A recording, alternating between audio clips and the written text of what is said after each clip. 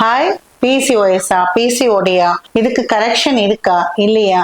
So இந்த மாதிரி நிறைய பேருக்கு கேள்விகள் இருந்துட்டே இருக்கு. ஏன்னா நம்ம எல்லாருக்குமே தெரியும் 10 to 20% இப்ப எல்லாருமே பிசிஓடி இருக்கு அப்படிங்கிறது. அதுலயும் டீனேஜ் கேர்ள்ஸை பத்தி தான் நான் இன்னைக்கு பேச போறேன். அடலசன்ட்னு சொல்லுவோம், அந்த 11 to 19 years இருக்கிறவங்களுக்காக பேசுறேன். அதுல பாத்தீங்கன்னா மெயினா நம்ம சொல்றது அரௌண்ட் 7 to 11% அந்த மாதிரி டீனேஜ் கேர்ள்ஸ்க்கு பிசிஓஎஸ் நிறைய இருக்கிறதா ஸ்டடிஸ் சொல்றது. ஸோ இதுல என்ன எல்லாருக்குமே கான்ட்ரசெப்டிவ் பில் தானா, அந்த 21 days டேப்லெட் சொல்றோம் இல்லையா அது தானா, இல்ல குளுக்கோஸ் ரெடியூஸ் பண்ற அந்த மெட்ஃபார்மின் டேப்லெட் எடுக்கிறோமா? ஸோ இந்த மாதிரி நிறைய பேருக்கு இந்த ஆல்டர்னேஷன் வேற எதுவுமே இல்லையா அப்படின்னு சொல்றாங்க. பிசிஓஎஸ் ஃபர்ஸ்ட் தெரிஞ்சுக்கணும், எல்லாருக்குமே சிம்டம்ஸ் இருக்கும். சில பேருக்கு தான் சிம்டம் இல்லாம இருக்கும். ஒண்ணு இர்ரெகுலர் சைக்கிள்ஸா இருக்கலாம், இல்ல ஃபேஸ்ல ஃபீச்சர்ஸா இருக்கலாம். நம்ம ஹேர் க்ரோத் அக்னி பிம்பிள்ஸ் நிறைய வரலாம், கலர் சேஞ்ச் வரலாம், கழுத்து சுத்தி கருப்பு ஆகுறது, இந்த மாதிரி பாடி சேஞ்சஸ், பாடி ஷேப் சேஞ்சஸ் கூட நம்ம சொல்லுவோம்.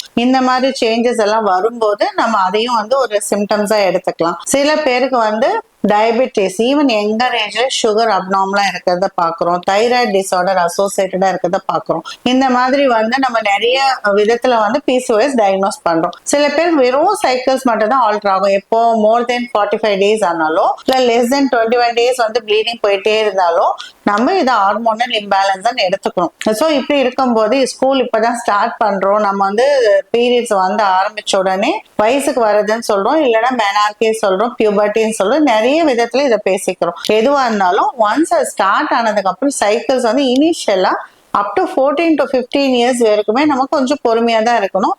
எப்போ அது வார்னிங் சிக்னல் கொடுக்கும்னா, ரொம்ப நாள் வராம இருந்து ப்ளீடிங் ஆரம்பிச்சு கண்டினியூஸா ஒரு 1 month போயிட்டே இருந்து அனிமிக் ஆகிற அளவுக்கு போயிடும். ஸோ அந்த மாதிரி கண்டிஷன்ஸை சீரியஸா நம்ம எடுத்துக்கணும். இல்ல அவங்களுக்கு ஒரு 1 yearக்கு அப்புறமும் வரல, ஒரு ஸ்பாட்டிங்கோட நிக்கிறது அப்படின்னாலும் ஒரு டைம் ஸ்கேன் பண்ணிக்கலாம்.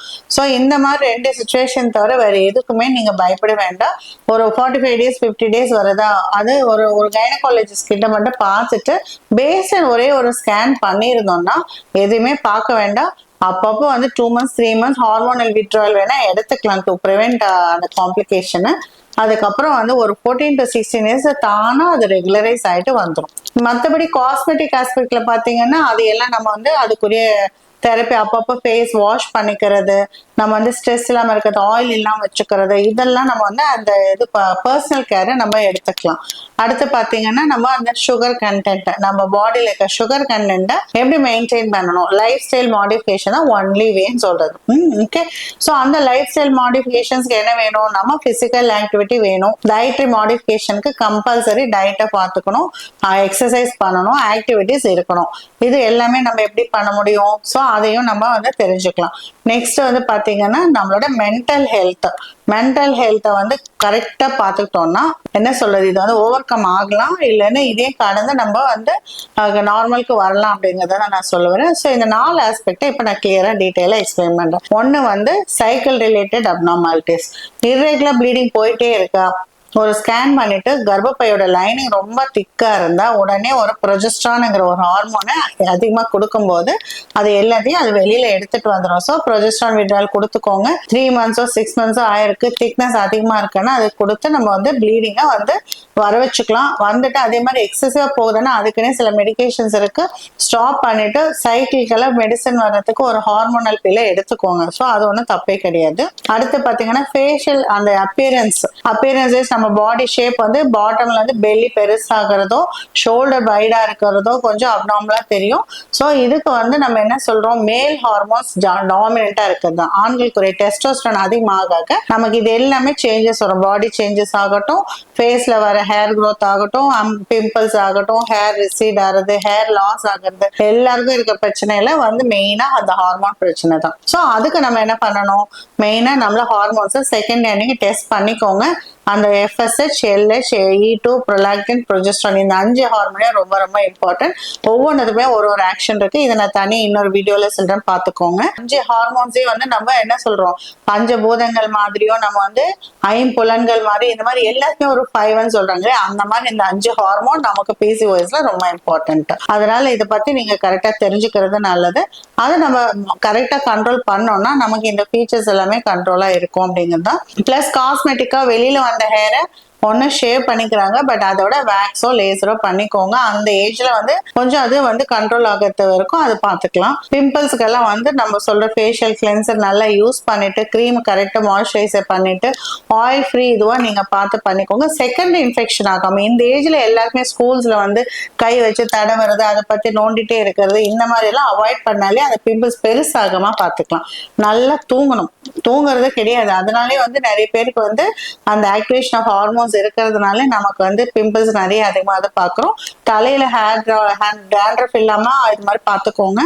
ஃப்ரீக்வெண்டா ஹேர் வாஷ் பண்ணிக்கோங்க. ஸோ இதெல்லாம் ஸ்மால் ஸ்டெப்ஸ் நீங்க எடுத்துக்கலாம். அடுத்து கழுத்து சுத்தி கருப்பா இருக்கு இல்லையா, அது எதுக்கு வருது? நம்மளோட இன்சுலின் ரெசிஸ்டன்ஸ். அதை நான் சொன்னேன். தேர்ட் வந்து சுகர் லெவலை கம்மியா வச்சுக்கிறது. நம்ம பாடியில சுகர் லெவலை எப்படி கம்மியா வச்சுக்க போறோம்? நமக்கு சாப்பிட்ற டயட்ல இன்டேக்கை ஃபர்ஸ்ட் குறைக்கணும். ஸோ எதை எடுத்தாலுமே வந்து ஸ்வீட்டனர் தான் இருக்கு. இப்போ சாக்லேட் ஆகட்டும், ஐஸ்கிரீம் ஆகட்டும், தென் கார்போஹைட்ரேட் அதிகமாக சாப்பிட்டாலுமே அது சுகராக தான் கன்வெர்ட் ஆக போகுது. எப்போ எங்கே போனாலுமே கேக்ஸ் அண்ட் இது பேக்கரி ஐட்டம்ஸ் தான் இருக்கு. ஸோ நம்ம இது எல்லாமே கண்ட்ரோல் பண்ணணும். ட்ரீட் கொடுக்குறன்ற பேர்ல வந்து எல்லாருமே ஸ்வீட்டாக சாப்பிட்டுட்டு இருக்கோம். ஸோ கரெக்ட், அஃப்கோர்ஸ் அந்த காலத்துல சின்ன பசங்களை இருக்கும்போது ஸ்வீட் நிறைய சாப்பிட்டாலுமே ரொம்ப ஓடி ஆடி விளையாடிட்டு இருந்ததுனால அப்போ அவங்களுக்கு வந்து அது ப்ராப்ளம் இல்லாமல் இருந்தது. பட் இப்போ நீங்க வந்து ரொம்ப செடன்டரி லைஃப் ஸ்டைல் இருக்கிறது பிளஸ் நமக்கு வந்து ஸ்டடீஸ் நிறைய இருக்கிறதுனால நம்மளால அந்த அளவுக்கு நம்ம ஆக்டிவா வெளியில போய் விளையாட முடியாது. ப்ராக்டிக்கலாகவும் இட் இஸ் நாட் பாசிபிள். அப்படி இருக்கும்போது நம்ம இன்டேக்கை குறைக்கணும். ஸோ அதை முடிஞ்ச அளவு குறைச்சிக்கோங்க. ஸ்நாக் ஐட்டம் எல்லாம் கம்மி பண்ணிக்கோங்க. அடுத்து அப்படியே லீட் ஆகுறது டயட் தான். டயட் சொல்றதுனாலே உங்களுக்கு வந்து டயட்டீஷியன்ஸ் நிறைய பேசிட்டு இருக்காங்க. எல்லா ப்ராடக்ட்ஸை பத்தி பேசிட்டு இருக்காங்க.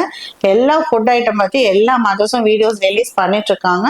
பட் ஆனா உங்களுக்கு கார்ப்ஸை லெஸ் பண்றதுக்கு கார்போஹைட்ரேட்னா அந்த நம்ம சாப்பிட்ற ரைஸ்ல இருந்து, வீட்ல இருந்து, மற்ற ஜங்க் ஃபுட்ல இருந்து எல்லாத்துலயும் வர கார்போஹைட்ரேட்டை வந்து நீங்க கண்டிப்பா கம்மி பண்ணி ஆகணும்.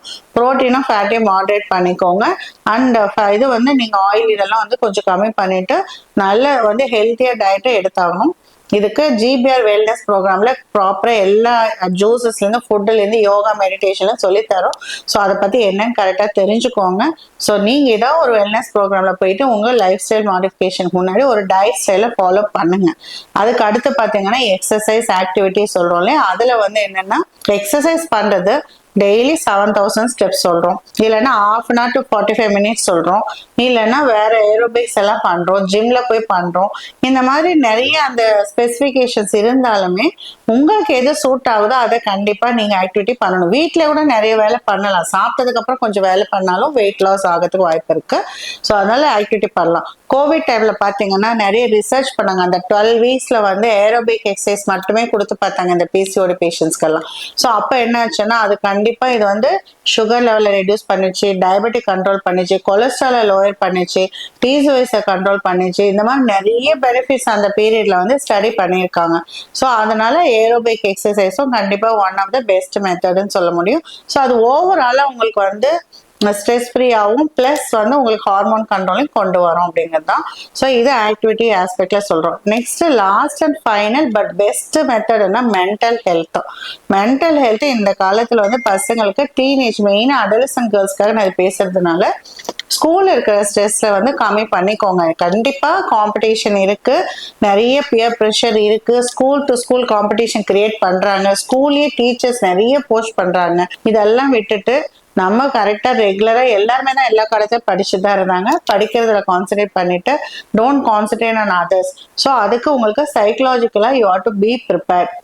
எதுவா இருந்தாலும் நம்ம இந்த ஃபேஸ் பண்ணி தான் ஆகணும். நமக்கு ரொம்ப பியாண்ட் நம்மளோட ஸ்கோப்புக்கு மேல இருக்கா, ஒரு அசிஸ்டன்ஸ் வந்து நம்ம ஒரு ஹெல்ப் பேரண்ட்ஸ் கிட்டேருந்து வாங்கிக்கலாம், இல்ல ஸ்கூல்ல வந்து கெரியர் கவுன்சிலர்ஸ் இருக்காங்க, இல்ல வெளியில போய் கவுன்சிலர்ஸும் இருக்காங்க. அந்த ப்ரெஷர்ல வந்து நம்ம ஹெல்த்தும் போயிடுது, நம்ம ஸ்டடீஸும் போயிடுது. ஸோ அந்த ஹெல்த்தை வந்து நமக்கு பார்த்துக்கணும். எப்பவுமே காம்படிஷனுங்கிற பேர்ல வந்து எல்லாரும் ஒரே மாதிரி இருக்கிறது இல்லையா. ஸோ ஒவ்வொரு இண்டிவிஜுவலுக்கும் ஒரு டேலண்ட் இருக்கு, ஒவ்வொரு பர்சனும் டிஃப்ரெண்ட் தான். ஸோ அப்படி இருக்கும்போது நான் இவ்வளவு வாங்குறேன் அவ்வளவு வாங்குறேன்னா அந்த காலத்துல ரேங்கிங் சிஸ்டம், இப்ப ரேங்கிங் சிஸ்டம்ல ஒரு பெரிய வந்து அட்வான்டேஜ் ஒன்றும் கிடையாது. ஸோ நம்ம நல்லா நமக்கு என்ன வருதோ அதை நல்லா பண்ணிட்டு போனோம். Hard working is different, making stress and நம்மளால முடியாத ஒண்ணை கொண்டு போய் ஸ்ட்ரெஸ் பண்ணிக்கிறது இன்னொரு விஷயம். ஸோ அதனால நமக்கு வந்து ஹார்ட் ஒர்க் பண்ணி நம்மளால முடிஞ்சதை பண்ணாலே நமக்கு ஸ்ட்ரெஸ் ஃப்ரீயா இருக்கலாம். நிறைய ஸ்டூடெண்ட்ஸ் 10th இருந்து +2 வரைக்கும் எனக்கு எப்பவுமே வந்துட்டே இருக்கிற ஒரே கம்ப்ளைண்ட்ஸ் இது ஒன்னாதான் இருக்கும். ஸோ அதனாலே ஜிபிஎல்ல வந்து பிசிஓஎஸ் ஃப்ரீ கிளினிக்னு சொல்லிட்டு எவ்ரி டியூஸ்டே நான் பண்ணிட்டு இருக்கேன். அன்னைக்கு நீங்க வந்தீங்கன்னா கன்சல்டேஷன் ஃப்ரீ, உங்களுக்கு வந்து ஸ்கேன்ஸ் கூட நான் ஃப்ரீயா பண்ணி தருவேன். பட் டயக்னோஸ் பண்ணிட்டு நான் சொல்ற மாதிரி ஃபாலோ பண்ணுங்க, உங்களுக்கு கண்டிப்பா பிசிஓஎஸ் கரெக்ட் பண்ணலாம். ஸோ இதுதான் நான் பிசிஓஎஸ் பத்தி இன்னைக்கு கொடுக்குற அவேர்னஸ். நிறைய வீடியோ சப்ஜெக்ட் அது என்ன எல்லாமே பேசுறோம். பட் இதெல்லாம் பேசிக் தான். ஒரு one video I want to give you that confidence. PCOS also correct பண்ணலாம். ஸோ இதெல்லாம் ஃபாலோ பண்ணுங்க. பார்த்துட்டு ஆகலைன்னா கமெண்ட் பண்ணுங்க. இல்லை உங்களுக்கு இதே ஒரு டவுட் இருக்கனாலும் நீங்க எனக்கு எழுதுங்க. நம்ம I will answer in the next video. Thank you.